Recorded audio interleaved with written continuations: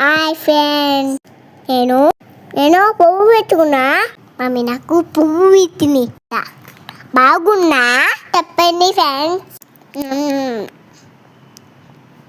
నేను బనానా తింటున్నా. ఎప్పుడో తెచ్చుకొని మూలకు పడేసిన మెహందీ అయితే ఈరోజు దొరికింది. సో దాని మీద అయితే మేమిద్దరం ప్రయోగాలు అయితే చేస్తున్నాము. మా చిన్నోడు వచ్చి నా ఎదురుగా కూర్చొని నాకు కూడా పువ్వు పెట్టు మమ్మీ అంటే సరే అని చెప్పి వాడి చేతి మీదనే ప్రయోగం అయితే చేశాను.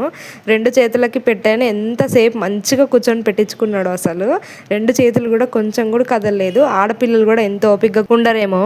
సో చిన్ని చేతులకి మెహందీ పెట్టడం అయితే భలే నచ్చింది నాకు.